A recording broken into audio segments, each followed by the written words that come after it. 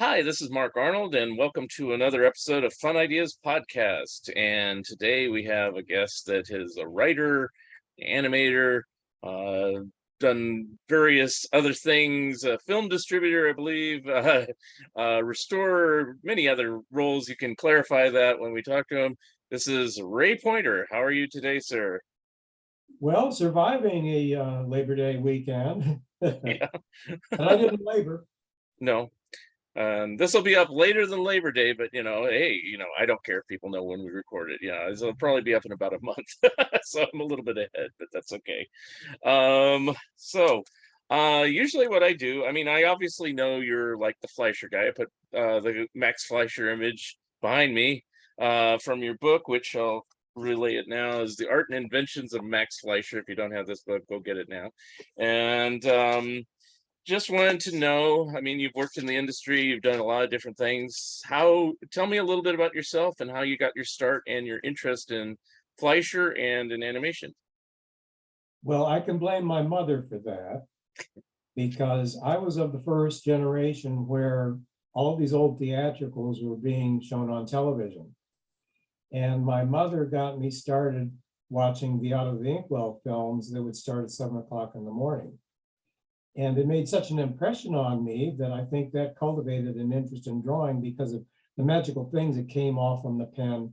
And Max Fleischer would be on there and he would draw the things and they would either come off from the pen or come out of the ink bottle or variations of the same theme. And then eventually he would interact with the drawings that would come off from the page and come into reality. And I was fascinated by those things. And I was so fascinated by it that I had a dream. And I dreamt that I got out of bed as usual and Out of the Inkwell was on television. So I wanted to get in closer and get in on the action. And so I stepped through the television screen like Alice through the looking glass. And I was suddenly in a black and white world. And I was in Max Fleischer's office. It was rather nondescript, a bare floor and everything, but there was a wooden teacher's desk and he was seated in a captain's chair. He was wearing a herringbone tweed suit with a vest. And he stopped what he was doing and he pivoted over and picked me up and he said, "Well, Ray, I'm glad you came to visit me. Now come on over here." And he picked me up and sat me on his lap. And he showed me his drawing equipment, his celluloid triangle, his T-square, his drawing board, and his crow quill pen. And then there was a great big ink bottle. It was maybe 5-10 times the size of a normal one. Right. And he brought that out and he said, "Now, Ray, I'm going to bring out the ink bottle and the clown's going to come out." He took the stopper off and Coco stuck his head out, rubbed his eyes and looked around. He saw me and ducked down with a little splash. I wanted to see the clown. So I went to reach forward, and as I brought the ink bottle forward, it kind of caught on the desk and it tipped, and there was a splash of ink. And Max jumped up in a reflex and dropped me, and I'd fallen out of bed. One foot tangled up in the quilt, sort of like little Nemo in Slumberland at the end of those. Right. And I'll tell you something, I continued to watch those cartoons, but it was sort of like this, yeah, this is nice. I'm glad when it's over with, And I had a phobia about black ink for many years. Wow. Any other color ink like blue or anything like that was fine. It wasn't until I was in high school I finally realized why I hated lettering, because I was using that India ink that smelled like rotten eggs. Mm. And once I recalled that dream, then I got over that. But here's what's strange about that. Now, I was a preschooler. I think I hadn't quite turned 5 yet. But when I was 11, I started experimenting with animation. And then after about 2 or 3 years, my dad appeared in a Jam Handy film called the Mail Flow. And the main post office downtown at Michigan Central, where he was for 10 years, they tested the first automatic sorting systems for mail systems. And he was in that film. So he had the knowledge of Jam Handy and of course, the Jam Handy films, because they made a lot of them for service training and so forth. And so they were the big industrial film producer in the Detroit area. Of course, we had 4 major studios there. but they were the biggest because of their connections to General Motors. So he said to me, you ought to have the people at Jam Handy see what you've done. And I figured, well, probably eventually, but I didn't think I was ready to show what I had yet. Mhm. So I had graduated junior high. This was in 1967. Mhm. And so I wrote a letter to them. And a few days later, I got a reply. And so they asked me to come down for an interview the following Tuesday. So I came down that afternoon, and I was finishing an animated version of The Wizard of Oz that I started when I was 12. I did it with cutouts and manipulated with layers of glass to have three-dimensional effects and natural shadows and that sort of thing. And that sort of thing was inspired by the 3D backgrounds that you saw in the Popeye cartoons, because I always wanted to figure out how they did that. So I was trying in some way to do that effect as well. Mhm. And so I was showing the film in the camera room to the manager, Bob Kennedy. And I had my sound on tape. And people started drifting in because they were hearing the sound. They're wondering what's going on. And the next thing you know, I had a full house standing in the back room. And I figured, well, this is nice, you know. And they're laughing and applauding in all the right places. And that's quite reassuring. That's letting you know I must have done something right, you know. Mhm. And so later on, when the lights came on, there were these two short, square-shaped men that were standing in front. Now, I hadn't quite had my adult growth yet, but they were shorter than me. They came up like to my shoulders. Hmm. And so I was introduced to these two gentlemen. One of them was Frank Goldman, who invented the three-hole punch system for animation registration, Mhm. and his very best friend, Max Fleischer. Wow. And the dream had come full circle 10 years later. And Max was so fascinated by what I had already shown at that point. And I certainly knew who he was. It had been years. He was quite elderly, and it was obvious that he'd been ill for many years. Mhm. So frankly, if they hadn't introduced me to him, I might not have recognized him, but I realized the connection. Mhm. He spent 20 minutes talking to me, Mhm. asking me how I thought of these ideas. I said, but Mr. Fleischer, I was inspired by your Popeye cartoons. And I always tried to figure out how you did that. And so I was going to try to find my way of doing the same thing, because I thought it would be great to have a longer format film using that technique. Right. And he was just so encouraging. And he asked me, how long have you been doing this? And I said, well, for about maybe 3 or 4 years. He said, my dear young man, you have accomplished far more in those 3 or 4 years than it would take us 10 years to train people in. Let's go. That was quite a tremendous thing. And of course, I realized I had an awful lot to learn, Mhm. but that is 20 minutes I will always remember for the rest of my life. And that was 55 years ago. Don't I So know it? during that That's when I summer, was born. yeah, so during that summer that I was there, I Mhm. started picking up on these anecdotes because there were people still around there that remembered when Max was there, and it had only been maybe 11 or 12 years since he had been there, you know. Mhm. And so their memories were still fresh. And so I figured somebody needs to document this information because it's never been in books. And so that was sort of the beginning. So I started to document these anecdotes that I was given. I got a lot of information from Frank Goldman, and he also sent me some letters that were just chock full of a lot of information that had to be documented.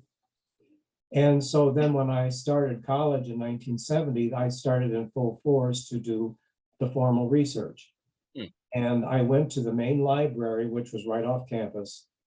And the fortunate thing was that they had a patent room. So I went through and I looked up all of Max's patents and read through them and made copies of them.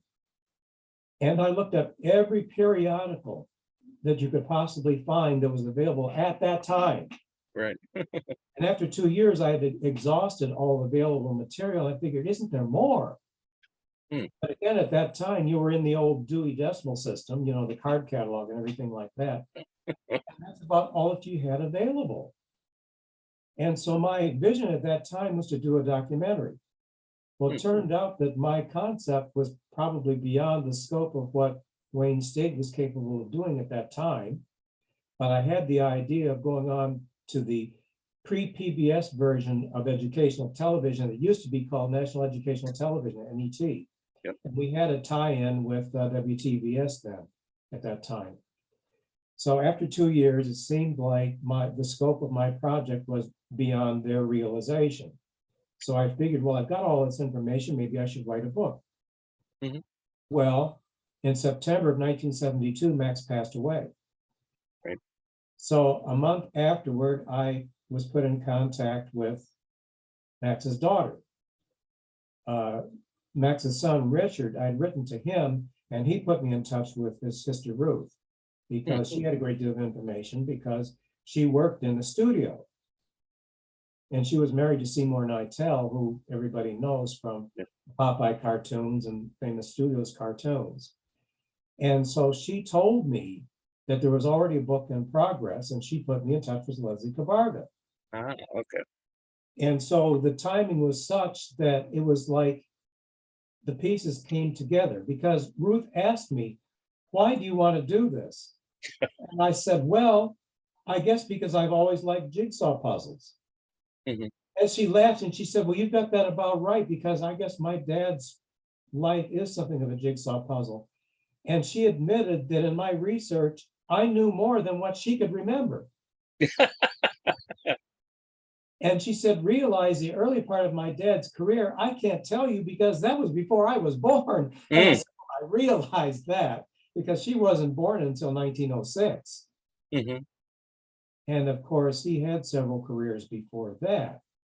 But the main focus of that is the fact that his central interest in mechanics and technology was formed at an early age when he and his older brother, Charlie, they were born in Austria. Mhm. At the time, Krakow was in Austro-Hungary, it wasn't Poland then. Mm.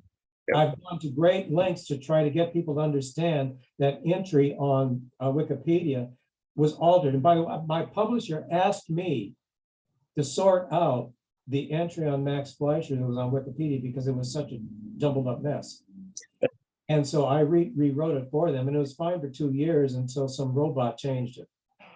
Interesting.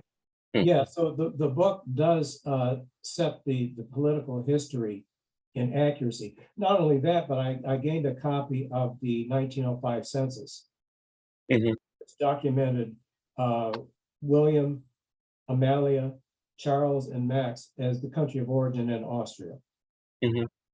So anyway, when Charlie and Max were kids, they were 4 and 5 or 4 and 6, something like that.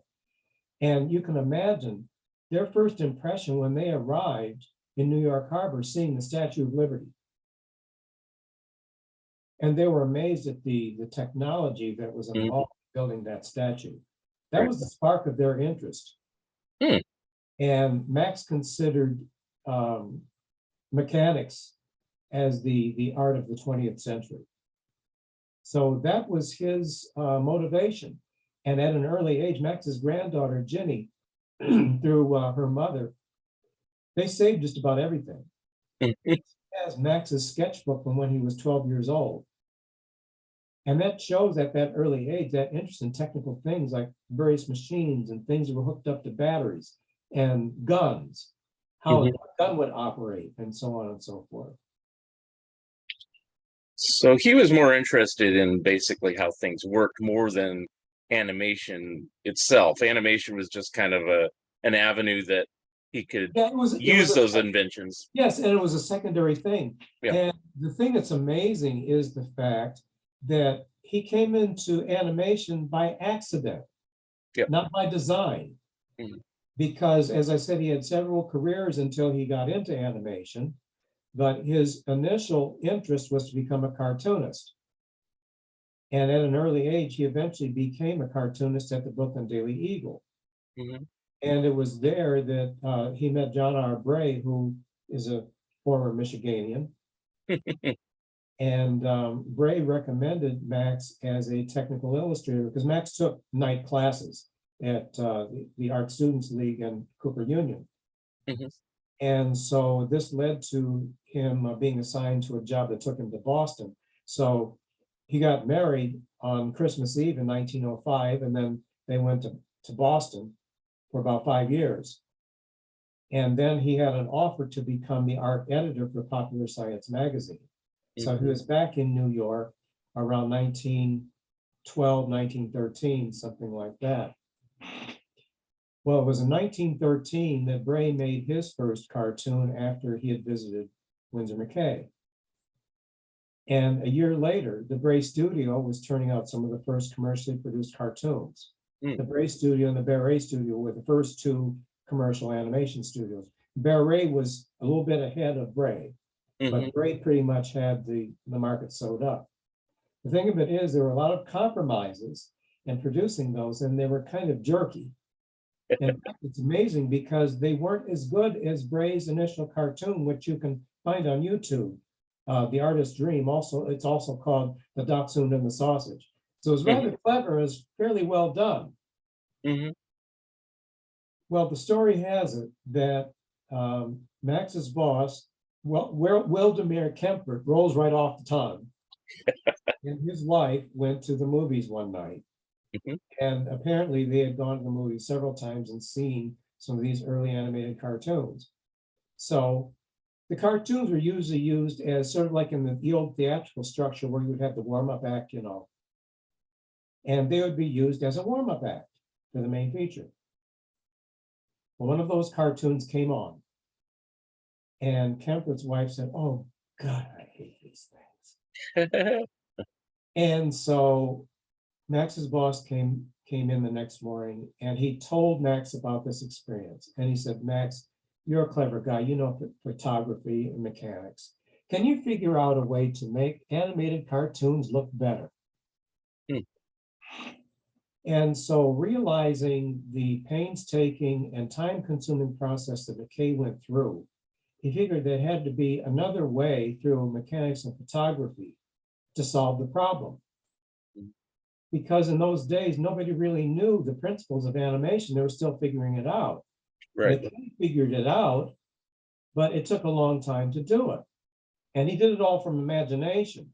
Of course, he was a tremendous draftsman. There was no doubt about that. And the story has it, he solved a lot of his animation problems through a knowledge of geometry. So somehow Max figured if you photographed live action, you could study that and get the timing of the action to get realistic movement. So the original concept appears to have been just for a test, according to the patent drawing, a Boy Scout doing semaphore. Now, how the device came about is a story in itself, because those who have seen the patent drawing, which is in the book, it appears to be a cannibalized projector that was set on an incline board, and then there's an easel on a raised platform or raised legs, and then there's an opening in the drawing board with a glass pane, and then that allows the project. That's right. That allows the to come through, and then you put the paper over that, and you can trace off from that image as your guide. Well, the story behind that is that Charlie and Joe ran an open air movie theater one summer when they were living on Pitkin Avenue in Brooklyn and Brownsville. But they didn't do too well because the timing was such that either through the humidity or rain or mosquitoes, they didn't do so well. And the company went bankrupt. And so by the time everything was settled, the proceeds that left them with a few folding chairs and that projector. So they used the projector and cannibalized it. And Charlie rigged up a means of the light source based on an automobile headlight that was powered by an automobile battery. Because those old projectors used carbon arc light, which put out heat, you know, it was pretty hot. And so as long as the film was running, it wasn't in the danger of catching fire. However, if you're holding that film still to trace off from it, you can't have a hot light source because that was that film that was dangerous. And so fortunately, the headlight was cool enough and the distance was such that it was just bright enough so that you could see it well enough to trace from. So again, he's doing this in his spare time. And since we can conclude that it was the Boy Scout, all you have to do is have a working model to prove that the idea works in order to secure the patent. Mm. But when you look at it, there's a span of about 3 or 4 years between when the patent was actually applied for and then it was granted a year or two later. During that time, there were several experiments that occurred. So naturally, the first one we can conclude was the Boy Scout, just to prove that it worked. Mhm. There was a second experiment, according to Max's brother Joe, because Joe and Charlie helped him build it. So Charlie was there. Charlie and Joe, primarily Joe, worked with Max on the second experiment. Mhm. So here's where we have the Achilles heel, so to speak. Max was very technically visionary, but his weakness was in coming up with original characters. Now, this is what's unfortunate, because when he was a cartoonist back in the Brooklyn Eagle days, he had 2 original cartoon strips that he could have gone back on Mhm. to have used. But he never thought about his past accomplishments. He was always trying to go forward. Mm. The 2 comic strips that he had, probably the best one he could have used was Little Algie. It's about this little boy's adventures living in Brooklyn and the aspirations to get out of the slums and that sort of thing. Because Max certainly had a lot of motivation to get out of poverty and live a middle-class life. And a lot of his editorial cartoons reflected an admiration of middle-class life. So that's what's interesting in the fact that he didn't fall back on what he already had before. He had that, and then he also had a strip about E.G. Posher, the photography fiend, and about this awkward photographer who was trying to get all these interesting camera angles, and he would end up having some sort of a disaster because he wasn't looking at what he was doing, and he would run into a bridge, or he's trying to capture a picture of a train and didn't look at the schedule, and there's another one coming from the other direction, and it goes by, and he goes flying into the air, and the caption says he heard the bell. Meaning clang, he got hit. Right. So unfortunately, he didn't look back at his past accomplishments for something original. Mm. So according to Joe, and Joe was very meticulous he kept a journal about That was what was good. going on. Mhm. And so Max got a hold of a print of a Chaplin film, and he traced that off. So that took about 8 months or so, Mm. tracing off and inking it. And then the process of photographing it. And this is another thing that I go into my book, which is essential. At this point in time, we're talking about something that happened 100 years ago. The equipment did not exist to make animation. It all had to be adapted because they didn't even have motorized cameras. Yeah. So he had to figure out a way how to do this to maintain a consistency in the exposures. Because one thing he did find out in his very first experiment was that there had to be a regulation on the exposures. That he Right. did find out from the first one. Mhm. The camera he was using did not have a proper shutter. Mm. Universal. It was one of those disc shutters that had a single opening. So when you turned it by hand to turn the crank, you couldn't be sure that the opening was in the exact same position. Mm. So if it's open fully on the one exposure, it comes around and is 3/4 open or half open, then you're going to have an inconsistent exposure, and that's causes. Right. So based on that, he had to physically cap and uncap between exposures using a darkroom timer Hmm. to know how long to expose the film until they figured out a mechanical means of controlling the camera. Wow. So anyway, he spent about 8 months doing this Chaplin film. Mhm. By this time, Dave was working as a film cutter at Pathé. And Dave was able to get him an interview with this Frenchman by the name of Jacques Burst. he was the representative to Charles Pathé, who was in Paris. Mhm. And of course, Burst was impressed because of the fluid execution. Mhm. But of course, the image of Chaplin, they dare not touch, because Chaplin was even back then notorious about suing about any infringement on his image. Mhm. And so he said, well, we're impressed, but if you can come back with something original, we'd be interested. And he said, by the way, how long did it take you to produce this? And he said, well, I did this in my spare time. It took about 8 months. And he said, well, 8 months, no, we couldn't allow something like that. If Mhm. you come out with something like every 2 weeks, every month, maybe, Mhm. yeah. 8 months, nix, He said, well, we'll come back with something a little more original and something that won't take quite so long to do. So that was experiment number 2. Here comes experiment number 3. And so Dave was suggested, well, how about my doing the clown? Because he had been a clown at Coney Island, and he Right. still had the costume. So they rigged up something where they had a bedsheet background and they shot it on the roof of the apartment building. And so Dave went through these clown antics and they shot that. And again, they spent another 8 months tracing that off, and all 3 brothers were working on that. Mhm. And so he came back and Pathé said, yes, we like that.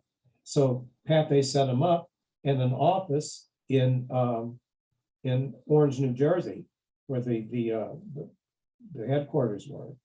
They even built them additional rotoscopes. Mhm. And so Max was impressed with Teddy Roosevelt. Mhm.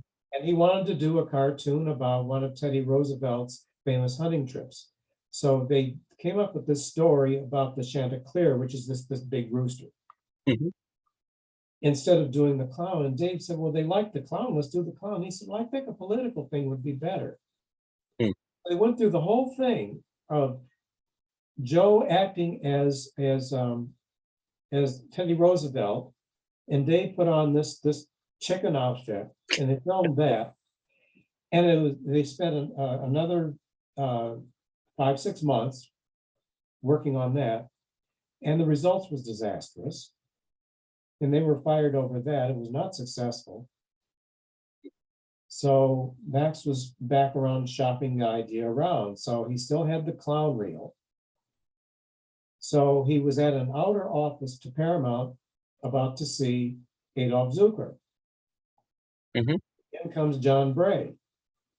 And he hadn't seen Bray in about maybe 5 or 10 years. And it turned out that Bray already had a contract with Paramount. Mm. And he said, well, come on over to my studio because I have an exclusivity with Paramount. And Bray hired Max as production manager because he valued him as an artist Mhm. because of his technical abilities and so on. And from what Frank Goldman told me, that Max had an intuition about how to apply their best efforts in executing the best art in areas where you could use shortcuts and things like that, so that they could work more economically and more efficiently. Mhm. And so, in addition to just being the production manager of everything that they were doing, they had the entertainment films as well as educational films. Mhm. And so, just before they were getting going with Out of the Inkwell, World War I started. And Bray had a contract to do training films for the Army. So Bray sent Max to Fort Sill with Frank's cousin, Jack Leventhal. And so they did training films on how to read a contour map, how to fire the Stokes mortar, Mhm. and things of that nature, how to the machine gun operation, things of that nature.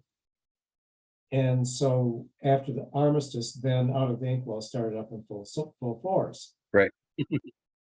And apparently, Bray found a way to use actually, there were 4 experiments because the Chanticleer also counts as the fourth experiment. Mhm. So Bray apparently found some way of using that footage. And they used to appear on the old Bray catalog as experiments 1, 2, and 3, even though there were 4. So they Mm. could conclude that the Chaplin experiment was skipped over. Yeah. Yeah. So Sounds we're still trying to find if at all possible, if any of those experiments still exist. Hmm. Because the earliest out of the inkwell film started its release in 1919, and that would have been the Clown's Pup. Mhm. And unfortunately, right now, it only exists in inferior 16 millimeter dupes from Dover Films, which was one of those home movie sources. But Right. it's what it is. But that was the very first one. There was the official release where you had the combination of the live action and animation. And that format was actually already established at Bray. But it was done so successfully and cleverly, the way Max handled it, that it's synonymous with him and Out of the Inkwell. Mhm. And so they did it for essentially 2 years, 1919 to 1921. There were 12 of them, maybe a few more than that, but only half of them survived. We're still hoping that there are about 6 of them. I think one of them has finally come to surface, the kangaroo, Mhm. toxic kangaroo. We have found that one. But one that would really be a great find would be Cartoon Land, Mm. because it had all the current Hearst cartoons. And because of Max's connection with the cartooning circles, Hearst allowed it. Yeah. That was a great find. Yeah. There was one called Restaurant, another one called Poker that's missing. Mm. But as it is, half of them survive. And to find one in 35 millimeter is a tremendous rarity. But we Mm. found one from 1921. Mm. But finding any of the Bray material in 35 millimeter is a tremendous find, because we're talking about 100 years ago. Right. And back in the 70s, when I started searching for some of these things and started my own collection, I contacted the Bray studio to find out how many of these I could buy. And the negatives at that time, some of them were not printable. They told me. Mm. And they asked me if I would, in fact, the Clown's Pup was one of them that I ordered. And this was 1972, 73, and they couldn't print it. The negative was in such terrible condition. And Mm. so they asked me if I would accept substitutes. Well, yes, I was happy to get anything. Mhm. And so then it turns out that I got a print of what was supposed to have been a rarity at the time, the Chinaman, but then that's turned up as well. But these turned out to have been the TV prints. Mm. And so what happened was they recycled them for TV exhibition in 1950. And what they did on most of them, with the exception of the first one, the Tantalizing Fly, at least that one had one of the title cards. So at least I had the motif to work with. Mhm. The rest of them, they cut off the intertitles, Mhm. narration. And so apparently the narration coincided with what the title cards were. Mm. And so then 20 years ago, I put together 4 volumes in VHS. And then when DVDs came out, I consolidated them into a 2-disc set. Mm. Volumes 1 and 2 on the one disc, and volumes 3 and 4 on the second disc. And I tried to recreate title cards. So fortunately, I had that one as a motif to work from that had the little Bray signature on it. Mhm. And you could always tell where they cut them up, because there was an unexplained hitch or jump in the continuity that indicated that's where there was a title inserted. In Mm. some cases, and I found from some other sources, some of them were purposely cut out because they had ethnic slurs in them. Mm. Makes sense. So But you can understand why for TV they would take those out. yeah. So that's what I did at that particular time.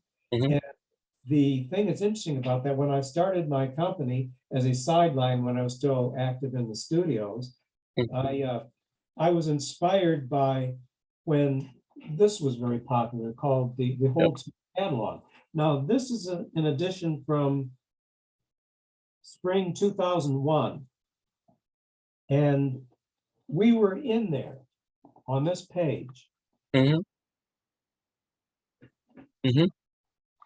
And I started the company initially working with Ken Southworth, whose name you've seen on the Walter Lantz cartoons and the Hanna-Barbera cartoons, a lot of the Snagglepuss cartoons he Mhm. had. And he wanted to do a home instruction video to pass on some of his knowledge. And this company had been stringing him along, and he has been long retired, living in Anaheim. And I saw how earnest he was and how much he wanted to do this, you know. I said, well, I can do that for you. It's not going to cost us very much money. And so I did the first volume with him, and the whole Toon catalog picked it up. And they liked it so well, and it sold so quickly and so well, we made our initial investment back, and so we did 2 more volumes. So based on that, I figured, well, this is eventually going to play itself out. And I had this film collection, and what motivated me was when the whole Toon catalog came out, that was back in the VHS days. Mhm.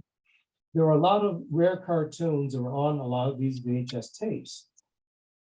And because of their rarity, a lot of them were from poor sources. And there were disclaimers that said quality mediocre or poor or very poor. And when I saw some of the titles, I wondered, well, wait a minute, I've got prints of some of these cartoons and the prints are pretty good. So there's no reason for it to be poor. So why don't I put out something that's a little bit better and see what happens? So what I did was I came out with a sort of a cavalcade from my collection called Before Walt. Mhm. Sight unseen, when I described it, they already bought 50, not even seen. Wow. So I said, well, I gotta get this out. And I did it out with it in DVD, and I got the cover right over here. Excuse me. I later revised it in DVD version in 2006. Yeah. With the centennial of American animation. Mhm. And so it covers everybody chronologically. And then on the extras, there are individual profiles of all the pioneers. So that was the beginning of that. And of course, I had the Out of the Inkwell collection, and that has been my biggest seller for the past 20 years. Right. And of course, I've told you why I was inspired to do that, because I practically lived that story. Yeah. Yeah. And I explain that in the prologue to my book. Right. And so during the course of my lifetime, I've lived this thing. Mhm. I crossed paths with people who either worked with Max or knew him. And when I was working at Film Roman, I sat across the hall from Bernie Wolf, who was one of the initial animators working with Seymour and Eitel, who did the actual transformation of Betty Boop from the dog character to the human character. And this is something that I try to clarify in my book. In that, and again, with all due respect, I come up with a lot of extra things that go beyond the stories that have been repeated and repeated and repeated ad nauseum, but there's more to these stories. Yes, Grim Matwick set the foundation for the design of Betty Boop's head, but he had left the studio while she was still the dog character, and he had nothing to do with the transformation of her becoming human. Mhm. And it's almost like the argument about who created Bugs Bunny and so forth. All of these guys will admit that it was a collaborative effort because everybody had suggestions. I think it's fair to assume when Max took credit for creating Betty Boop that he had some input.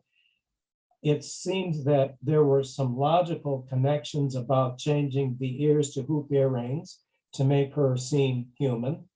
And it was a good design choice because the original design, quite frankly, was rather awkward and hideous with these Yeah. things. She was already 90% human as it was. Right. So it was a natural transformation. And so that's really the character that people know as Betty Boop. The thing that's interesting is she wasn't known as Betty Boop when Grim Matwick was there. Mhm.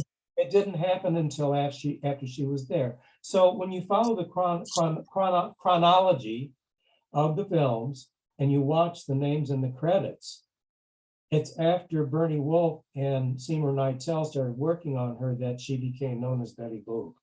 Mm. So anyway, I worked across the hall from Bernie Wolf when he was producer on Bobby's World. Mhm. He assigned me to do cleanup work for him. I was terrified. I was terrified because I knew his history, Mhm. not only because of his history with Fleischer Studios, but also the fact that he had worked at Disney. Mhm.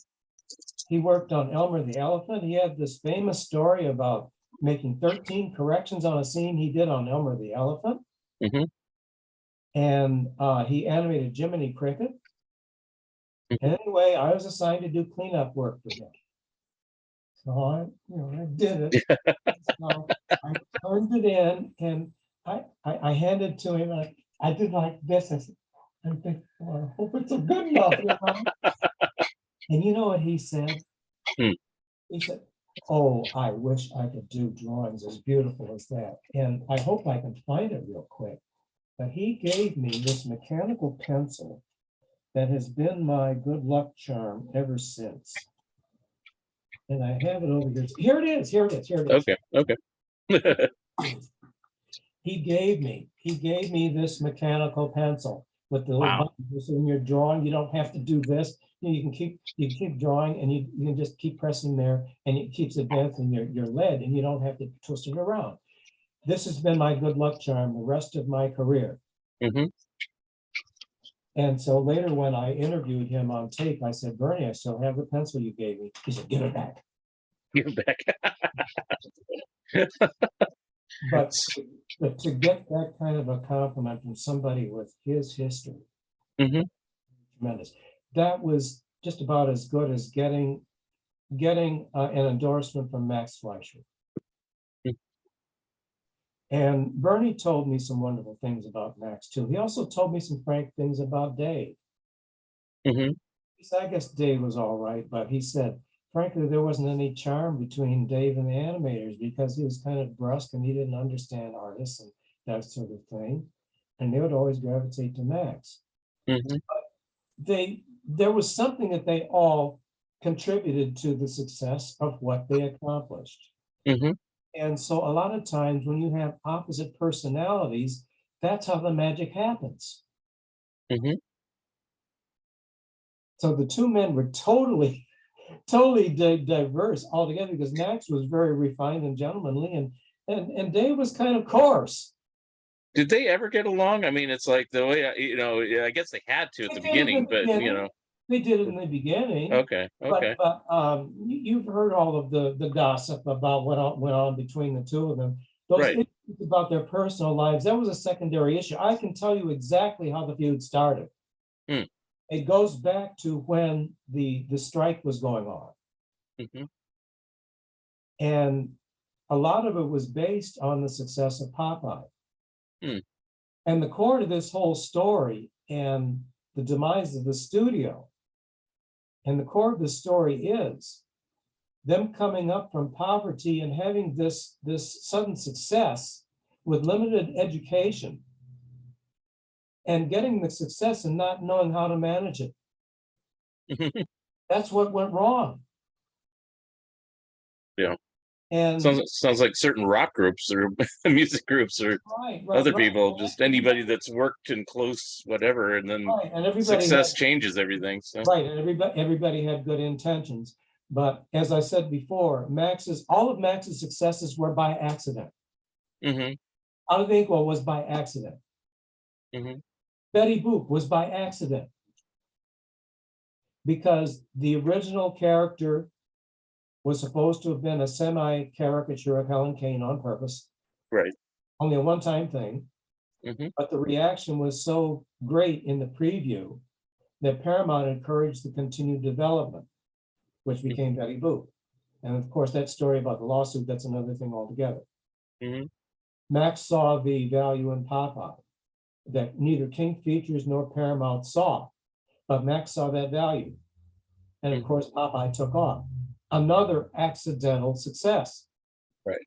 Popeye was such a success that Paramount wanted more and more cartoons, and it put more pressure on the studio and the studio management and they expanded to such a degree that they ran out of space. Right. And they inherited more people when Van Buren closed. Hmm. And they ran out of space, and before they could accommodate more space, then a strike was building up, because the sentiment for the strike had already started at Van Buren and it just moved over to Fleischer. So, and I'm capsulizing all Of of that, course. So yeah, yeah. but a lot of this was seen really as catapulted by the success of Popeye and the inability to manage that situation. Hmm. And so Max was devastated by this and couldn't understand why the strike was going on, because the department managers were not telling him about the problems. Max didn't know. Hmm.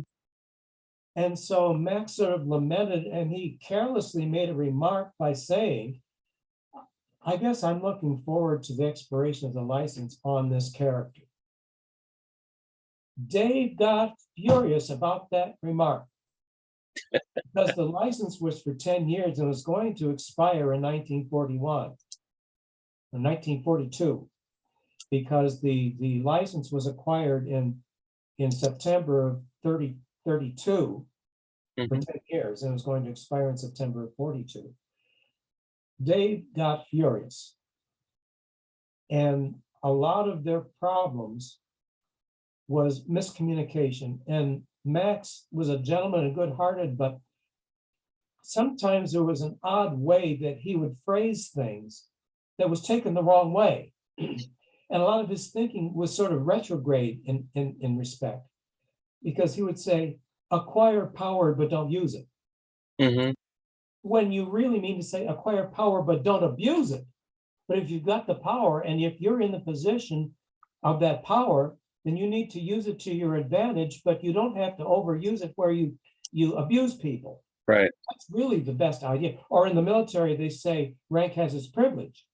And there are many times I said, well, with rank you gain privilege, but rank doesn't give you the privilege of abusing people. Hmm. A lot of examples of that. But aside from all of that, but he made that aside remark. And of course, Dave got mad at that.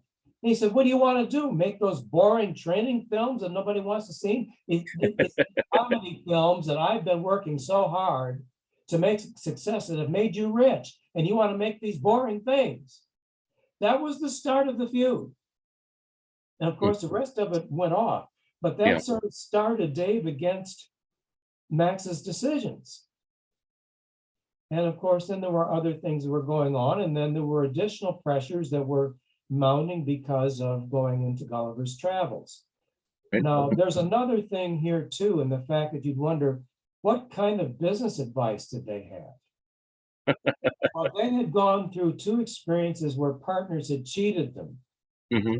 caused their companies to go bankrupt twice. So Max and Dave decided, no more partners, we're going to handle this ourselves. Now, around 1932, Emmanuel Cohen, who used to be a sales representative for Paramount, approached Max at a Paramount sales meeting, and he was about to leave Paramount, and approached him about being a silent partner in Fleischer Studios. He said, I'll put up $500,000 and work as a silent partner for you. So in the comparison between the success pattern of Disney and Max Fleischer, here is what's the crucial difference.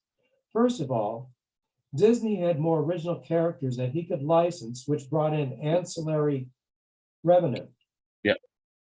Max had only one character that they owned, and that was Betty Boop. Everything else was licensed. He didn't own Popeye. Well, he owned Coco too, but I guess that wasn't Well, considered big, I guess, at that point. that was way before, but Betty Yeah, Boop, they owned that they could license. right. And so between the two studios, Max's studio assets were half of what Disney's were. Hmm. The thing is that when Disney got away from Columbia had the same deal that Max had with Paramount, a financing and distribution agreement. But the difference between what Disney had with Columbia about financing and distribution is that Disney ended up with final ownership of the films.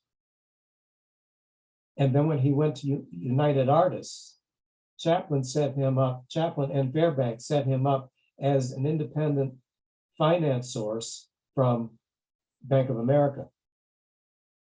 So then his obligations would only be to Bank of America, not to the distributor. But Max continued to rely on Paramount. And because of his long-term relationship with Paramount, Max was just mesmerized by the sentiment of being attached to Paramount for so long. Mm-hmm. The problem of it was they had reached their apex in 1936. Between 1930 and 1936, Paramount went through 4 bankruptcy reorganizations. Hmm. Max failed to realize the warning signs.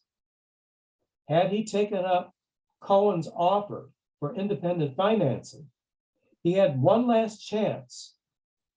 When they were starting their new studio in Miami and to go into features, they should have started a restructured business plan going into features with a different structure, Mm-hmm. independent financing for the features, where there would be some sort of a revenue share plan. As it was, Fleischer Studios was a service company to Paramount, and Fleischer did not own the films.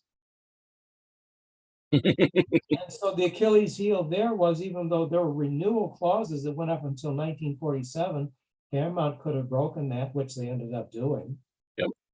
And if at a certain point, if Paramount found they had grounds where Fleischer was not performing to their expectations, they could go to another studio or form another studio. Yep. So it goes back to the question about what kind of business advice did they have? They didn't have very good business advice. Obviously. Because you would think Max's attorney should be acting in Max's best interest. Mm-hmm. Here is what I concluded by having access to the contracts and reading through them. Now, I would like more documentation, but as I said, this has been a jigsaw puzzle. So when you start putting these pieces together based on what happened at the loss of the studio, and also based on Dave's lawsuit in 1955. Well, I'm sorry. It's almost Sorry, there is a knock on the door, but I'll just have to leave it. That's my dog. Sorry. Good but dog. apparently Dave was aware that there was a conflict of interest in the legal representation. I'm not exactly clear as to whether William Welling was associated with Nizer and Phillips, who were the representatives for Paramount during the Helen Kane lawsuit. Mm-hmm. But according to the transcripts, you had Max Fleischer, Fleischer Studios, and Paramount as the defendants against the lawsuit brought up by Helen Kane. Mm-hmm. And they were represented by William Welling for Max Fleischer and Fleischer Studios, and Nizer and Phillips. So that indicates that the Welling was supposed to have been a separate attorney. Mm-hmm. I concluded, now this is my conclusion, that because of the success of that suit, the Helen Kane lawsuit, which they won, which Paramount was ecstatic about, Mm-hmm. that Welling was brought on as a partner with Nizer and Phillips, and Mm-hmm. to be working with Nizer and Phillips. That's a conflict of interest. Right. Plus, he could not be representing Fleischer Studios and working with the representative of Paramount Studios. Mm-hmm. That's a conflict of interest. I'm not sure whether Max knew that, but if Welling did not disclose that, he should have been disbarred because that was illegal. Yeah. So later on, here's where the complication is, and this is the key to the whole breakup. For a long time, it was assumed that Paramount financed the new building, and Paramount financed the move, and Paramount financed the building of the studio. No, you cannot do that, because when they allocated the production funds for Gulliver's Travels, according to the laws of accounting, when you allocate funds for a specific project, you cannot use them for something else. No, No, the move to the studio and the building of the new studio in Miami was financed out of Fleischer Studios' assets of over $350,000. So there was no loan from Paramount. Paramount financed Gulliver. But here's the turning point. In 1936, Barney Balaban came in as the new head of Paramount. Right. He changed the entire content of Paramount's movies because he was trying to see that they stayed black. Right. We're losing a lot of money because of the racy content. A lot of their films did not play well in the Midwest, where you had a lot of audiences that were a little bit prudish. Right. So he was trying to find a better way of making their image a little more homogenized. So he was using MGM as a model to make more general audience type films of the type that MGM produced, but at a lower cost. So since MGM was their model that they were going to emulate, that's why you see the cultivation of musical stars like Bing Crosby and so on. And the stars that really helped them, like Mae West and W.C. Fields, they phased them out and they said in another direction. So since MGM was Paramount's model under Balaban, and their new slogan was to communicate the American ideal to the world, then at Balaban's urging, he's trying to get Fleischer to be Disney. You see there? And so from that point on, then all of a sudden Paramount is putting up Fleischer cartoons for competition in Academy Award nominations, starting in 1936. And so the first one that was nominated was Popeye the Sailor meets Sinbad the Sailor. However, this was a first on another level. Paramount stupidly did not petition for a special achievement award, which it could have won, because it pioneered the longer format cartoon, and they could have won for that. Yes. But since Disney always got the cartoon awards for shorts, Fleischer could have won it for Sinbad because it was something different from that. What was the two really? Because it was 16 minutes long. Yeah. But they figured, well, if we've got a color cartoon that can compete with Disney, and then it's twice as long. And so they figured that they could compete with Disney in that respect. No, wrong thinking. And every time when they put up one of the color classics, there was a Popeye cartoon in black and white that would have been a stronger contender. But because it was in black and white and Disney's color cartoons were winning all the time, it was just naive thinking. Right. But the interesting thing is, this proves that Balaban was trying to compete with MGM and Disney. Yep. Now, the internal memos indicate that Max had the vision for doing a feature as early as 1934, before Disney had come out with Snow White.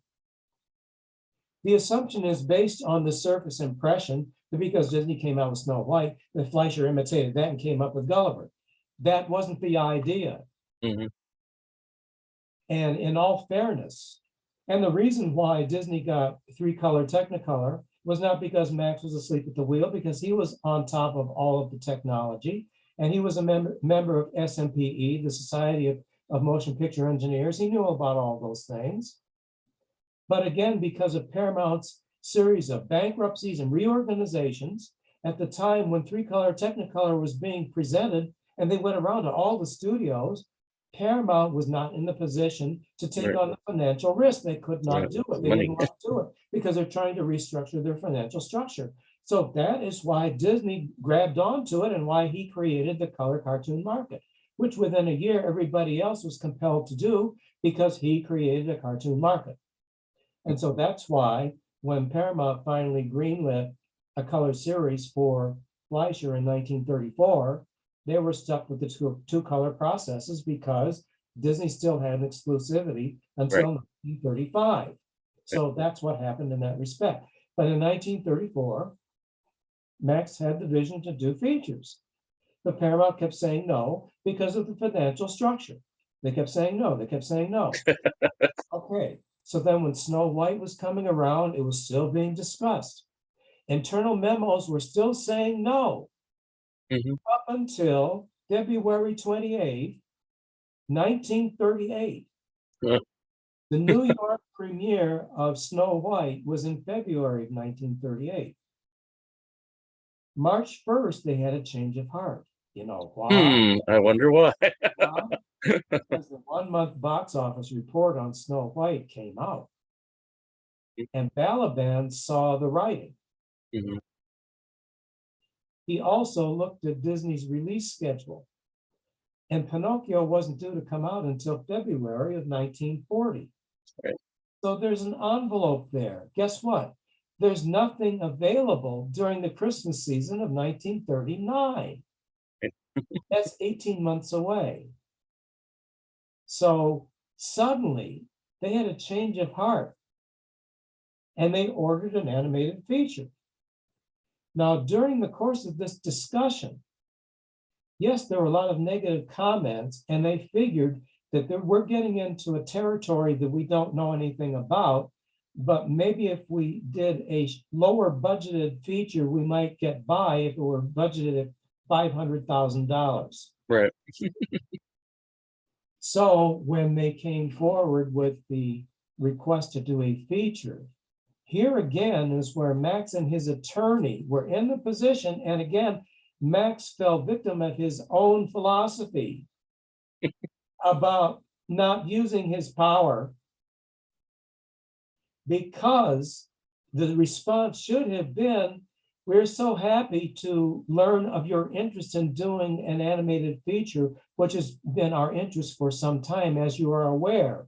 And we would be very happy to come forward. But considering that this may be an A feature, and considering the expense of the previous feature, we would like to consider a more reasonable budget. Mhm. And the fact is that Balaban wanted this, and they did not have to agree to $500,000. They didn't have to do it, but Balaban wanted it. Mhm. It ended up costing 3 times as much.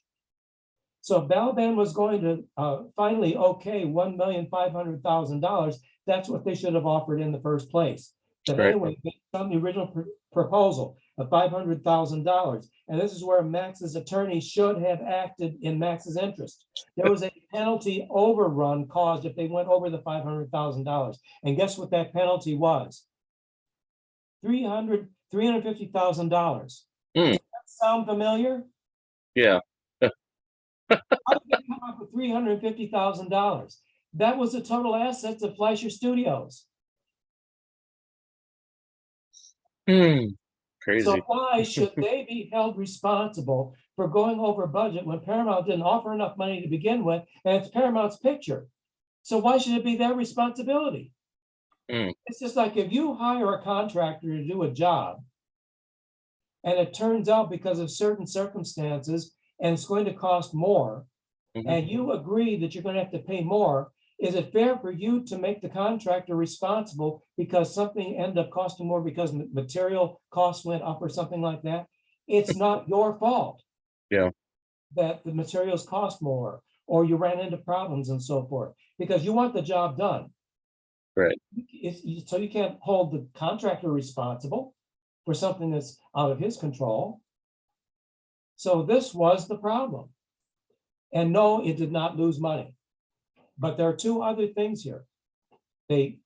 Max's attorney should not have allowed for a cost overrun penalty clause. They said, no, we're not going to agree to this. This will not be in the contract. Mhm. Offer more money. Paramount has to bear the responsibility because it's their picture. So we have to have a decent budget. The other issue is that there had to be a definition of a guaranteed sufficient distribution. They did not distribute it properly.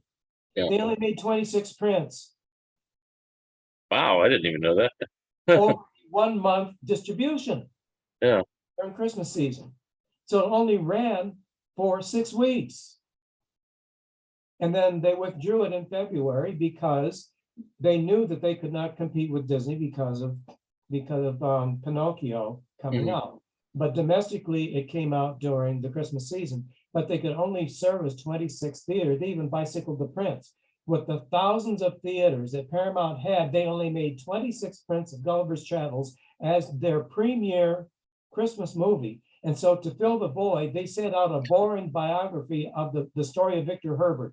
And the audience doesn't even know who Victor Herbert was.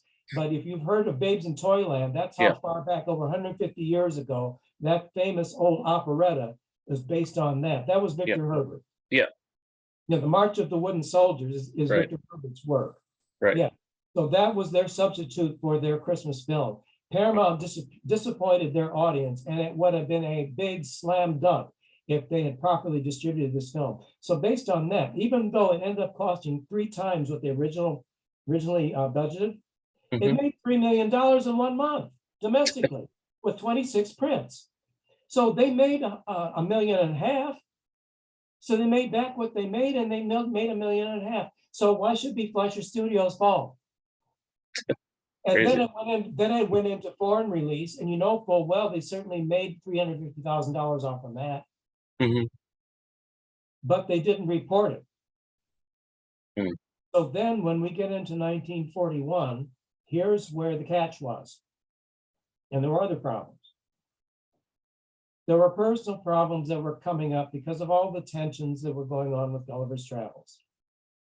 And Dave was claiming, I've got to have more money. And so between Max and Dave and the personal problems that were going on, Welling set up an agreement, and you never want to have a business relationship that's 50% split. But because of a law in Miami, relatives could not equally own a corporation. So 1% was given to Izzy Sparber. So it actually ended up being that they had 49.5% or something like that.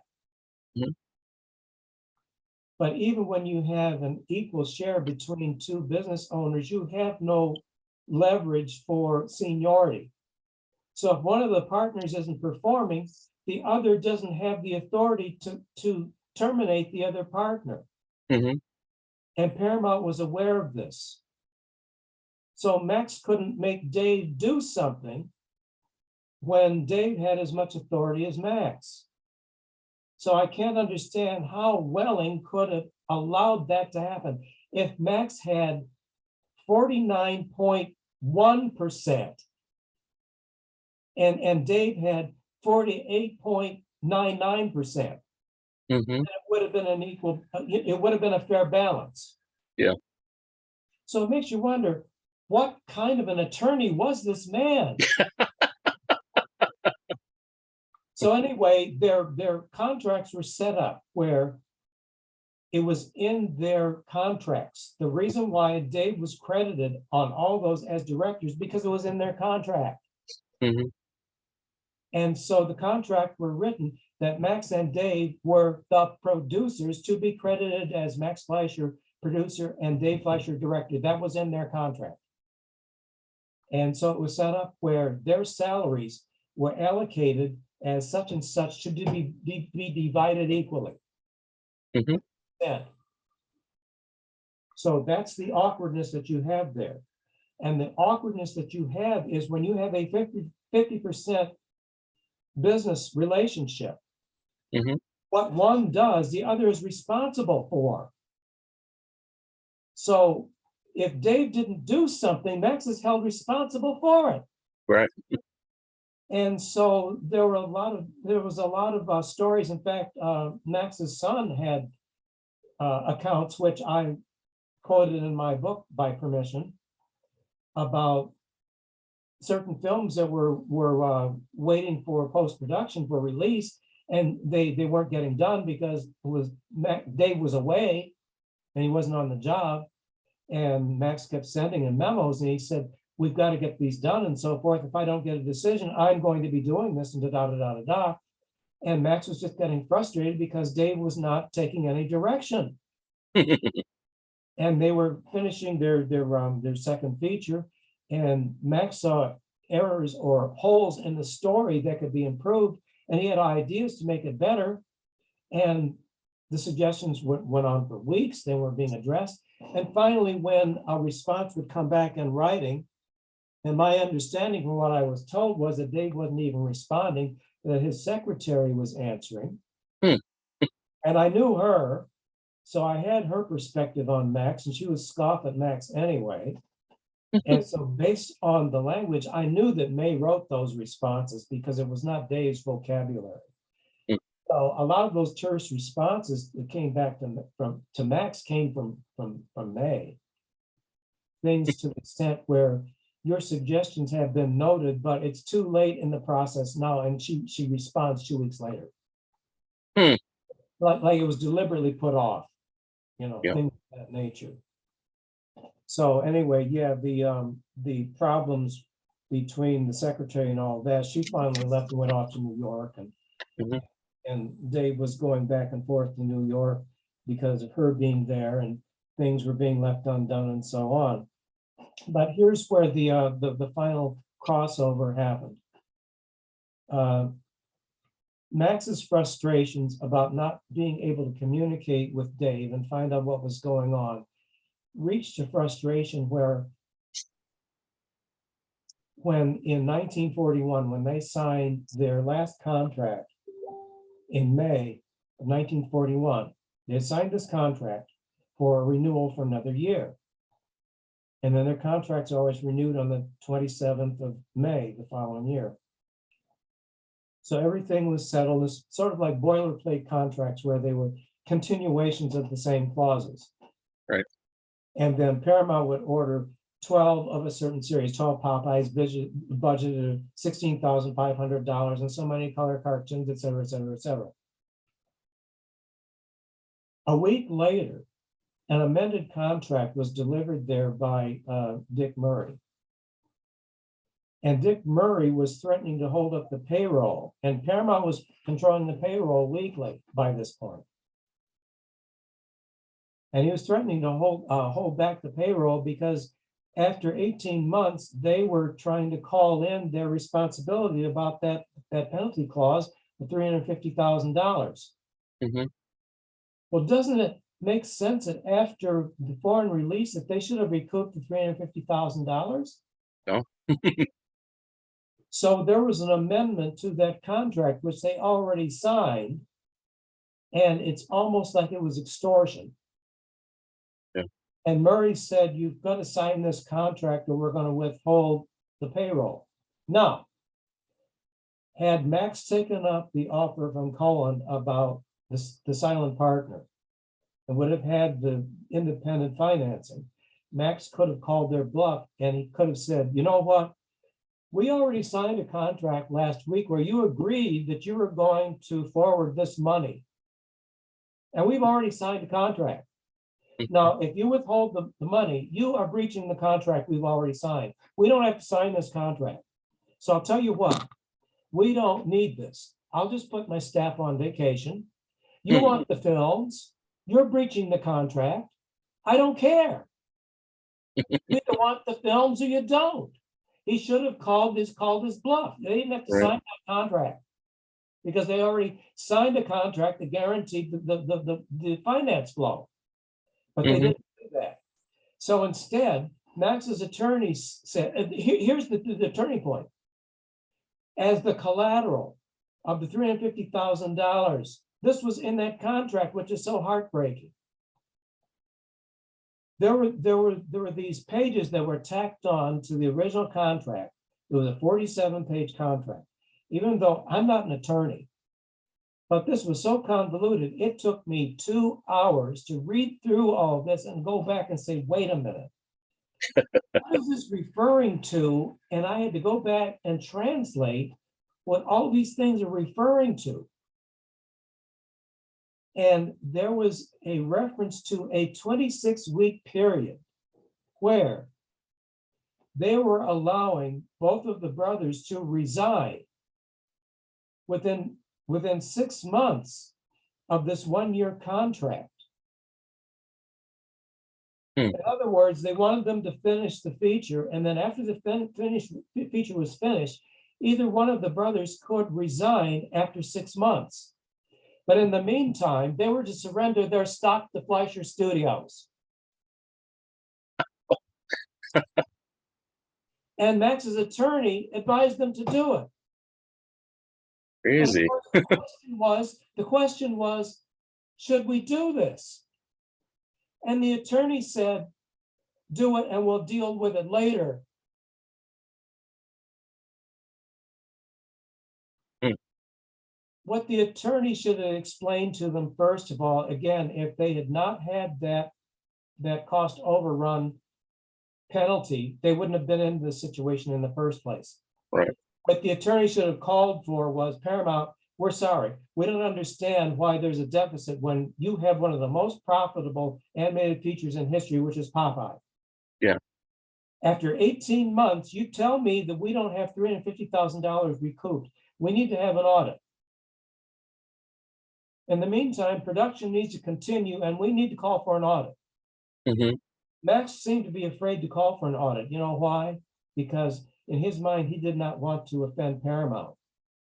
You know who Paramount is the symbol of?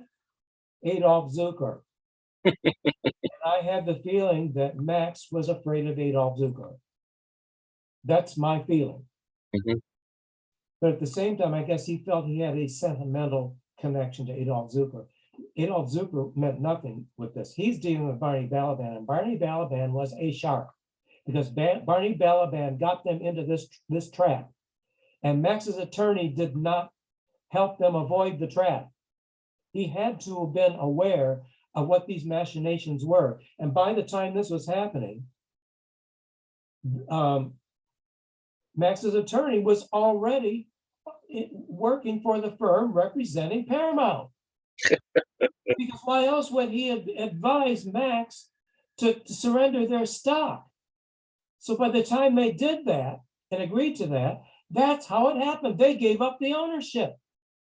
But the understanding was that Paramount was going to hold the ownership for 6 months. Now, here's the way they could have wiggled out of it. And Welling did not explain it this way. But I figured this out from the logic. They agreed that they were going to hold the stock for 6 months. Mm-hmm. After 6 months, either one of the brothers could resign from the agreement. Mm-hmm. The provision is, yes, provided you return the stock to us. Once the Fleischer stock was returned, then the Fleischer brothers owned the company again, and then the dealing with the termination could be handled within Fleischer Studios and not under the authority of Paramount. Do you see the difference there? Mm-hmm. So Dave stayed on until post-production was completed on Mr. Bug, and then he resigned on the 27th of November of 1941 within the agreement, because he resigned within the 26 weeks, which would have been up on the 27th of November. And the agreement said that they had the right to resign within 30 days of the end of that agreement.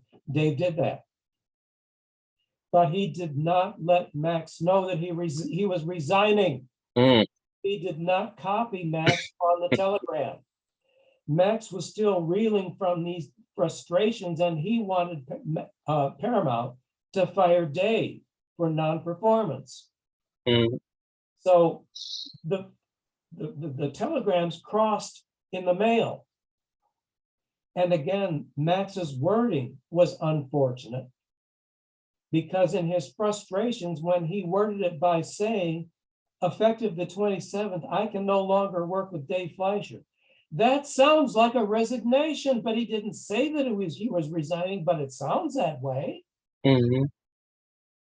So that's why in Max's mind, he thought that he was getting Paramount to fire Dave. And that's why during the Christmas hiatus, Balaban called Max up to New York on the 27th of December, 30 days after the telegram, and he said, we've accepted your resignation. Wow. That's how it happened. Mhm.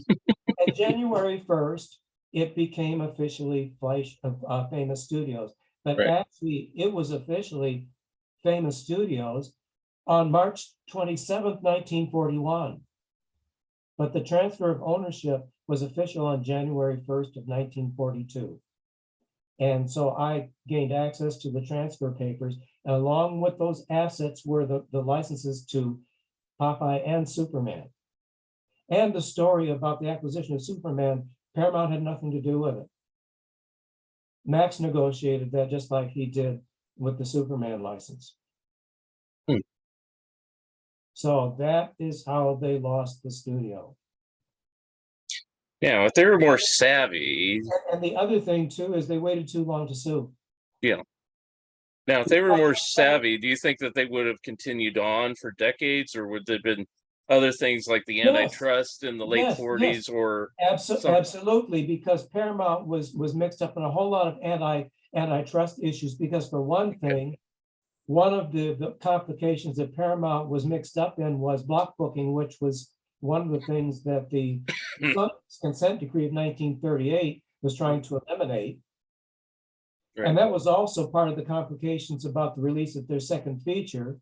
Mhm. And Pearl Harbor, by the way, had nothing to do whatsoever about the failure to release Mr. Bug Goes to Town, Yeah. because it had its preview on the 5th of December, 1941. It was required by law to be previewed along with several other features that Paramount had to release. It was previewed to the exhibitors before the general release, but it was scheduled as their 1941 Christmas release. They had 3 weeks for the scheduled release, and there'd already been advertisements for it. Mhm. But the exhibitors said they didn't want it. Mm. And then when the war came out, again, had they used a little more imagination, there was an underlying theme. Had they been clever enough, they still could have released it for Christmas because of the underlying theme about the attack on the insect community, which is a war, and the theme about we'll stick together and we'll get to the top. If they had mounted a campaign about how that ties in with the war, they could have released it if they wanted to. Right. It was Paramount's own fault that they lost the money, but it was Paramount's picture to do what they were going to do. They Right. couldn't fault Fleischer Studios because Fleischer Studios did everything they could do to keep their ends, their bargain of the contract. They fulfilled their bargain on the contract. Mhm. Paramount failed to release the picture, so it was not Fleischer Studios' fault what happened. It was Paramount's doing because of their mismanagement, and Right. that is how I have concluded this whole thing. Yeah. Paramount did not know how to manage the thing. Mhm. Now you would say if the Fleischers had more savvy business sense and so forth. Well, yes and no, because in Disney's case, I think a great deal of credit that has not been given enough is Roy Disney. Yeah. Great. Because, and of course, Disney's ego for the better part of it gave him a sense of making sure that what he did was going to be under his control, which is fine, Yeah. because Yeah. this is your life, you're building a commodity and so forth and so on. So more power to him because he built his little industry, which was fine. But Max was just too passive about what he was doing, and he did not have the same kind of a mindset. And the unfortunate thing, though, is that Max's brother Charlie, who was very close to, did go to law school and he passed the bar. Mhm. But he didn't go into law because after going through all of that, he didn't like the ethics of the profession. Think how different that would have been if Charlie had been their attorney. Mhm. Chances are he would have seen what was going on and advised them, and they probably could have avoided all of this. Mhm. Maybe Dave saw all of this too, and maybe Max wouldn't listen. I don't know. Yeah. But surely Dave must have realized something was wrong in their legal representation because that was an issue in his lawsuit in 1959 Mm. because there was a conflict of interest in the attorneys. Mhm. So you've gone through the whole story, which is great, and which is And you can what I still buy the book. what I want, yeah, which is what I wanted you to do. Now, you had mentioned, I don't know if you mentioned it prior to us going on, or you can mention it now. You said you found some new information that has come to light since you did your book here. Uh-huh. So, how are you getting this new information, and how? I don't know if you want to reveal it, but I mean, it's like, does it significantly change the story, or does it It just doesn't change the enhance story. it? It doesn't change the story. It just, Okay. it expands the Okay. understanding. All right. All right. And again, I wish I could have had more access to internal communications, but the few that I had seen Yeah. certainly gave me a pretty good idea of what was going on. Yeah.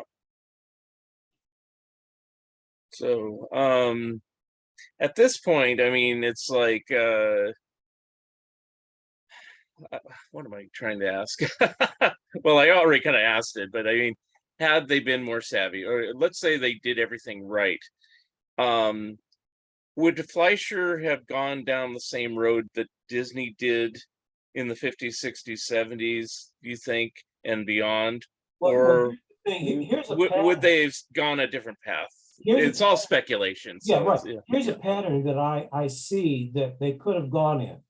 Mhm. And my my considerate conclusion is based on Max's interests, because something like Superman that was in the science fiction realm was right up Max's alley. Mhm. Had Superman come a year earlier, that probably could have saved them in some respect, because here's another thing. They had a very bad year in 1940 under Dave's supervision, because Dave was in charge of production. This was part of the frustration and the fact that when they came up with that split, Dave pretty much pushed Max out of the picture and took over production itself. And so those horrible cartoons that were produced in 1940 that nobody remembers were under his influence. Mhm. And naturally, Max was embarrassed about them, but Max saw value in Superman. Mhm. And some of the other concepts that they were dealing with, as far as features were concerned, would have been quite a bit more sophisticated, and they would have gone in a different direction. Then you see sort of the direction that famous studios first started going into during that initial change. It's almost like there wasn't much difference, but all of a sudden there was better character design. Mhm. The art direction got better. There was better use of color. You start to see that happen with Superman. Mhm. And so there's a good chance that they would have gone in the science fiction realm. And that would have been a totally different thing. And there wouldn't have been any issue about trying to emulate what Warner Brothers was doing, or Columbia, or Disney, or anything like that. Be completely different and be true to themselves. And that's something would have been very, very true to Fleischer. It would have made him very happy, because it would have been the types of things that he just loved. Yeah. Do you think it might have gone the direction of maybe Fleischer just becoming like a special effects house, exclusively, or Oh, something no. like that, because of No. Max's, interest in the technical over maybe animation and Well, kind of, that's a good possibility, yeah. I mean, yes, again, it's but- all speculation. Who knows? But yeah, but yeah. here's the other thing too. I couldn't understand why Max wasn't alert to other things that were going on, because I figured, wishful thinking being what it was. If he had been alerted to George Pal, and if he Yeah, had I was going to George ask about that. Pal services and negotiated with Paramount to be the provider of all short subjects for Paramount, that probably could have saved them too. Yeah. Because actually it was the George Pal stuff that was starting to win the Academy Awards, Right. that Fleischer was not winning. Right.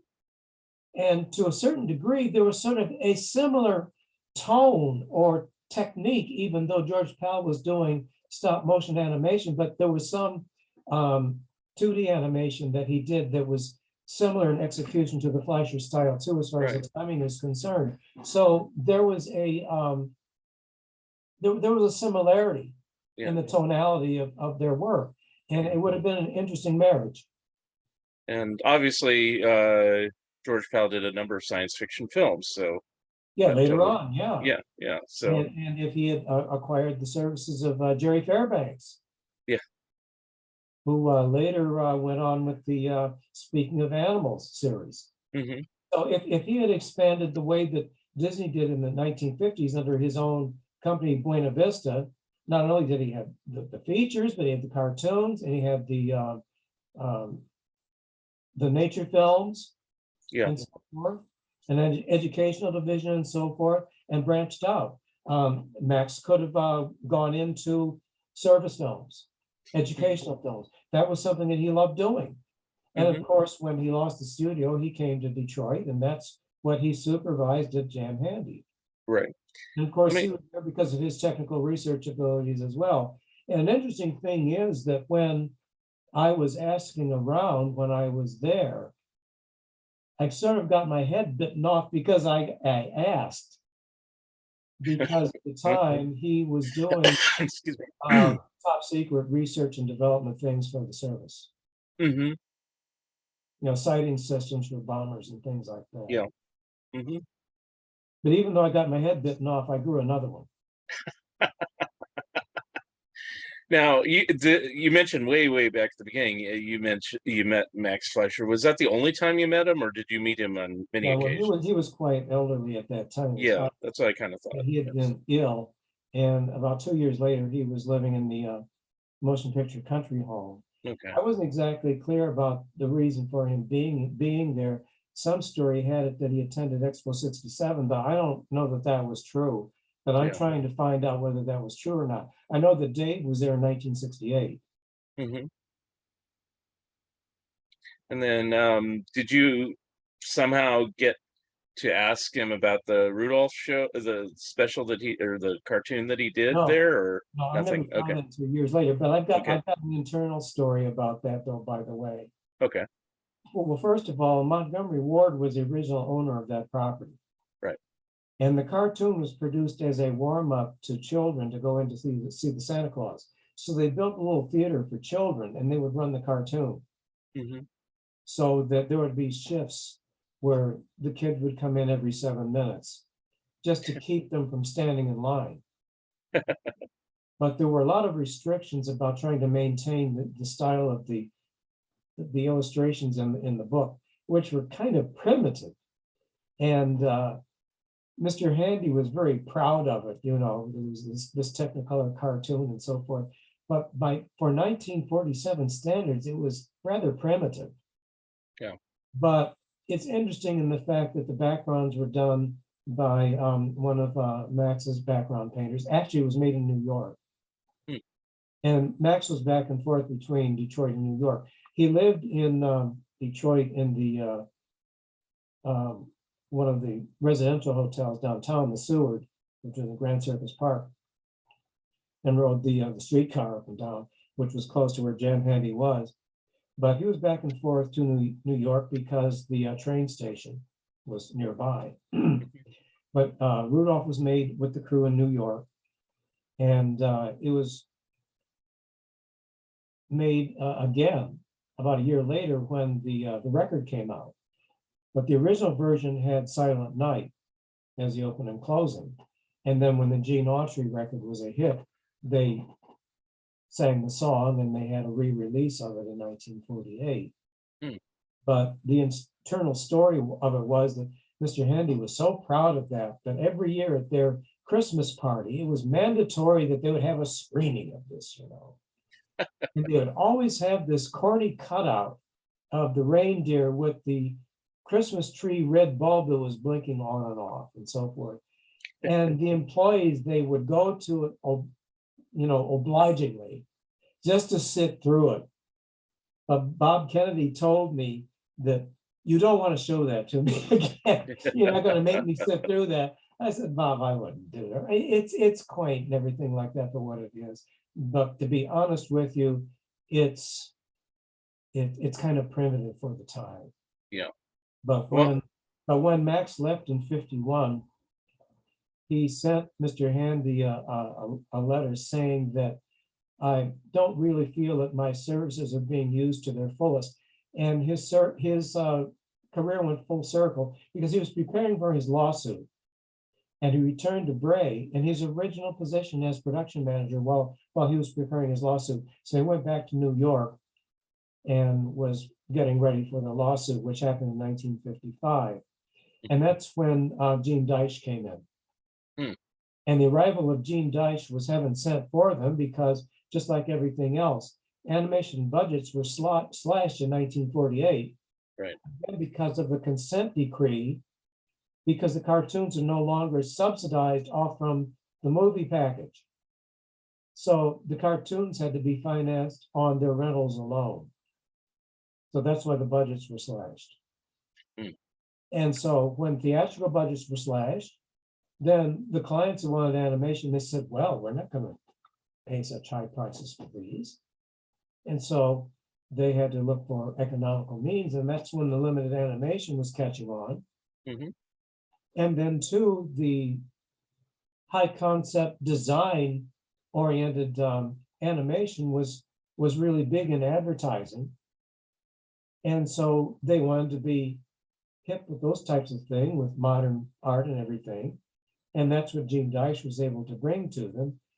And he's pretty much saved their animation department in that because they will produce things that were cost effective and they were attention getting and they helped sell the products. And they were still talking about him after he'd been away for 15 years. Right. Hmm. And but by that time, what they were doing were what I cited imitations of Ernest Pintoff cartoons, which I didn't care for, but it was a learning experience. And so I was just happy to be there. And that experience was where it was like the old studio system. You learned every job. So I Yeah. started out just like in the old studio where I painted cells, I inked, I learned to operate the OZLID copy machine. Hmm. I assisted in the camera room. I sometimes shot animation. So anything they asked me to do, I was happy to do. Or if I assisted a certain animator or something like that and so forth, I was happy to sit in there and work with them. And that's how I picked up these stories. Mm-hmm. And then too, some people may know the name Rudy Zamora from the credits. Right. Yeah, he was of Mexican descent. He was from Pontiac, Michigan, which is where I live, by the way. Now I live in Pontiac, Michigan now.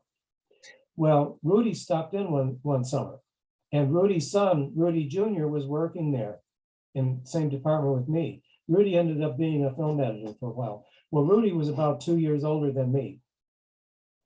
And apparently, Rudy must have married late in life or something like that, because by that time he was old enough to have grandchildren, but his son was of my generation.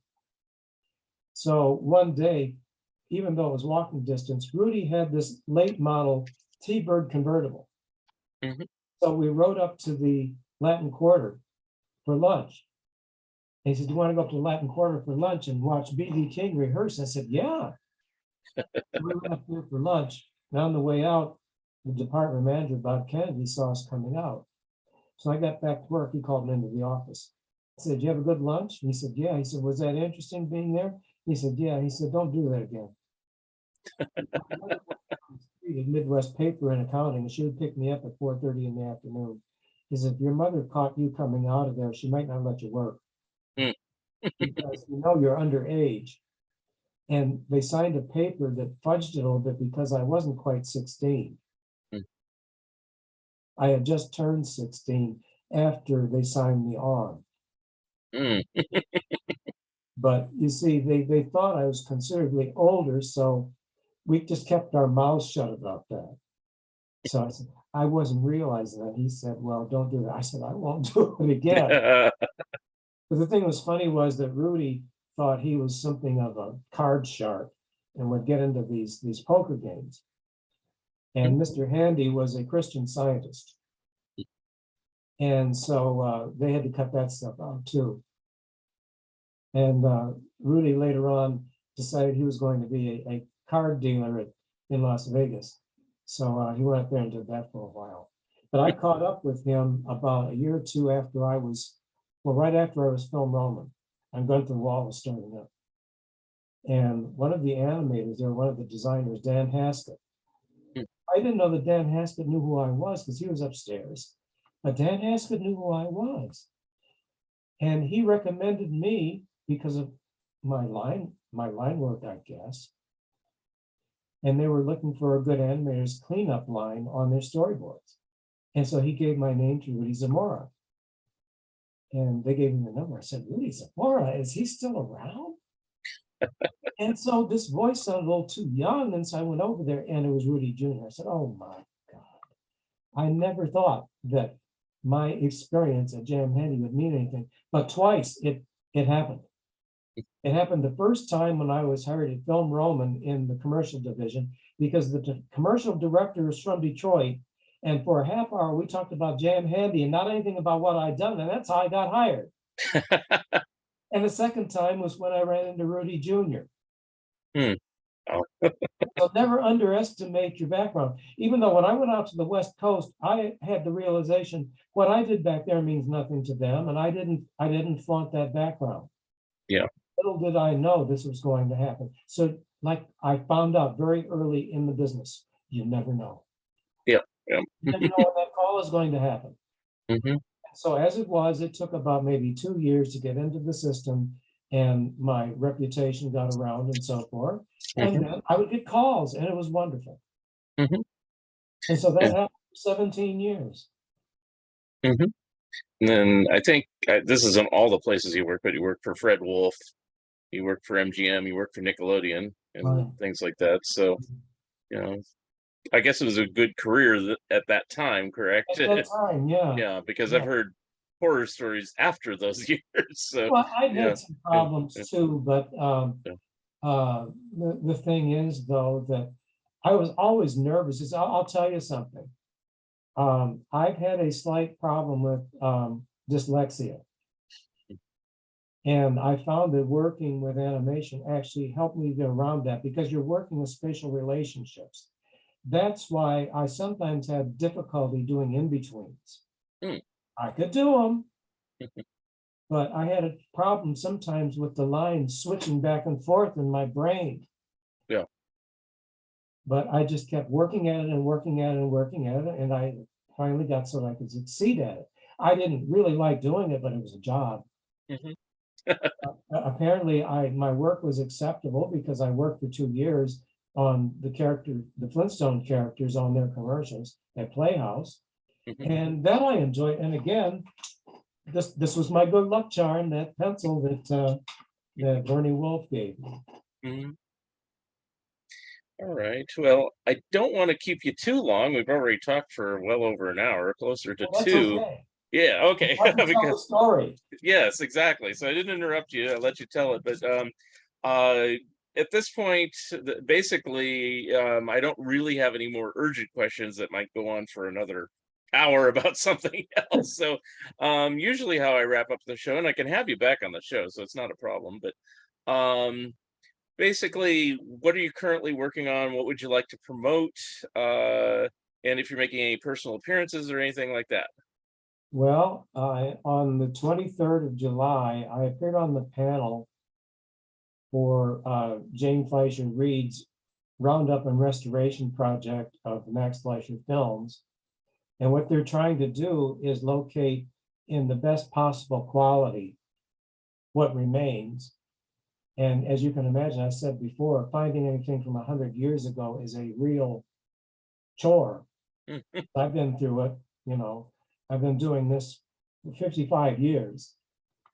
But that they are doing, and going to archives, and we've had a lot of tremendous cooperation from archives from around the world, and a lot of people that are coming forward with assistance and that sort of thing. And we're going to be making another appearance in New York at the New York Comic Con coming up the weekend of October 8th. So I'll be on that panel too. And I'm kind of giving them immoral support by being there.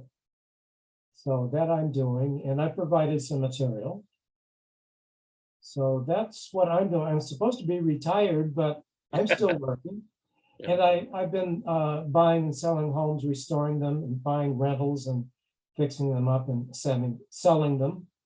And I'm not sure whether I'm going to sell this one in 2 years, but I recovered from a fire in April in my garage. So I have a new garage by my design.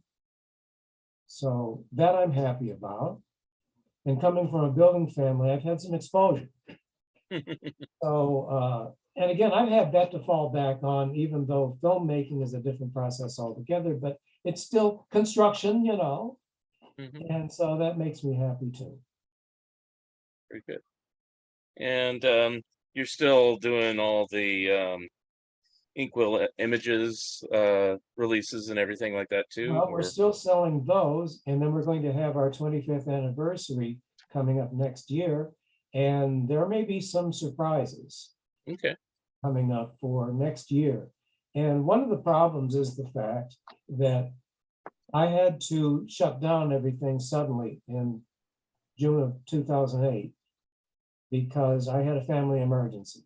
My mother had 6 months to live, Mm. and my parents were living on a rural acre. They had a farm they were running. And I had to go back, and my father developed dementia after my mother died. It accelerated.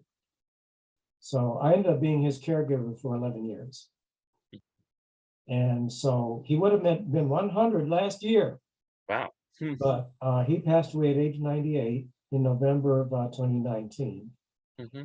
So for about 10 years, Inkwell Images was pretty much inactive, but I wanted to have a new release because we hadn't released anything in 10 years. I had sold the company to another fellow in 2016. And I wanted to come out with our first Blu-ray, which was Toby the Pup. And I had an agreement with Serge Bromberg over a period of 7 or 8 years. And we were waiting for the scan for the soundtrack on the first one, the museum. And when I found out that they finally had that, then we went forward with that as our first release. But I was not directly involved with that. There were some problems on that initial Blu-ray. And because the new president of the company was not performing to expectations, the stockholders had a emergency meeting and reinstated me as president. I bought back the stock. I straightened out the problems, and I also corrected the problems on the Blu-ray. So that is the official story about what happened on that initial Blu-ray that was an embarrassment, which has since been corrected. Mm-hmm. And based on that, we are going forward with digital scans. Very good. And then you said you're going to do an update to the Art and Inventions of Max Fleischer. When should that be done? It's a little premature right now, Okay. but I'm very happy that it's been selling so well. I Mhm. just can't believe that I have 36 5-star ratings on Amazon alone and 4 excellent reviews from professional book reviewers. So that's quite gratifying as well, because when I started out doing this, it's not like I consciously did this expecting that it's going to be excellent, but I didn't set out to do a bad job either. Yeah. It was just a consciousness flow of what I was seeing. And I'm going to tell you something based on the story that I told you when I wrote the last chapters, Mm-hmm. and based on what I figured out. It was so tough for me to write that I had to get up and walk away from it for a day to figure out how am I going to tell this, because it is just so heartbreaking. And here's another thing too that I'm very fortunate about.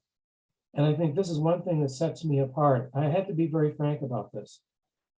It's taken some time, but I have talked to everybody in the Fleischer family, and it's taken years to cultivate that relationship and to garner their trust. They're very gracious people, very generous. Mm-hmm. And by getting to know them, it also gave me insight to understanding the people. Mm-hmm. most of them did not understand what was going on through the studio. Dave's sisters sort of knew, and they told me some things of which I've that asked me to keep confidential, but it gave me an understanding of certain things that were told in confidence. But by doing that, you gain greater understanding about what was going on. But what I wanted to do is do something more than just a clinical review. In 1914, he invented the rotoscope, and in 1924, he invented the bouncing ball. All of that is superficial and it's cold facts. And you want to go beyond that. People want to know what was behind this, what caused this, what inspired them to do this, what made these people tick. Yep. And the people said, all these people have been writing these things about the Fleischer brothers and nobody asked us. Well, guess what? I did. Cool. Yeah. And probably one of the best sources, like I said, was Joe Fleischer, because he kept a journal. Right. Oh, and by the way, can I find it? No. Can I find it? Joe gave me a paperweight, All which these souvenirs. and I've got so many papers on it. Maybe we better save it until the next time. But Joe gave me a paperweight that Yeah, was you could just describe it. Yeah. made out of the chrome letters that were on the Miami studio. Oh, cool. I have it over here, but it's holding down papers. And maybe we can save that for the next podcast. That's fine. All right. Well, That'll be the next show and tell. yes. And we'll leave it at that. But it was a pleasure talking with you, Ray. And, I'm always fascinated with animation history. I always, or I should say, I never claim to know it all. I mean, what I know usually is from what I absorb in these books like yours and everything else like that. Well, here's something else too, because it's ongoing. Yeah. Way back when these blogs were getting started and everything like that, everybody was admiring about all this ancient animation history. And I told a lot of them that I was originally mentoring that there's animation history past 1950. Yeah. You need to start looking at that and start documenting that. Yeah. And some of them started doing that. As a matter of fact, somebody has started posting on YouTube some of the original interstitials, like that's that new word that I can't pronounce. We used to call them snipes. Anyway, interstitials on the original Huckleberry Hound show, which I originally saw in 1958. Right. Most of them were done in color, but they were broadcast in black and white. And they were very imaginative, and they were medium to full tilt animation, as well as some of the commercials. The commercials were full animation. Yeah. I mean, I've seen some of those. Our mutual friend Stu Shostak showed some recently on his show, and yeah, it's very full animation compared to what you're used to, just the bobbing heads on Hanna-Barbera cartoons. So a lot of that stuff, the TV animation history, yeah, that needs to be gone into. That stuff is old. That's what I try to do, because I figure you got the Fleischer stuff covered. Jerry Beck has a lot of stuff covered. Other authors have stuff covered. Well, I go on the next next I'm not just thing. I'm not just focused on that either. Yeah, but yeah. I saw the whole development of Hanna-Barbera, and I went through that excitement of seeing what's going to happen this year, how much better do they get, and so on and so forth. And I saw that whole thing. And fortunately, there are a lot of credible people up there that come up with some amazing stuff that I don't know how they gained access to it, but I'm glad that they did. Right. Because they're representing it well. As a matter of fact, there are people outside of that mainstream that have done a better job than the two books that have been put out, which I don't think were very, very well researched. They really don't have much content. Yeah. And if I have another opportunity, I'll tell you my Bill Hanna story. Okay. I'll have to bring you back for that. That's the teaser. That's right. That's the teaser. All right. Oh, yeah. So anyway, I'll wrap up the show on that note. And again, it's a pleasure having you, Ray. Very big wealth of knowledge and experience. So I always enjoy that. And that wraps it up for another Fun Ideas podcast, and we will see you next time. And I'm glad to hear that because it's my bedtime. Hey, well, have a good night sleep. Good night.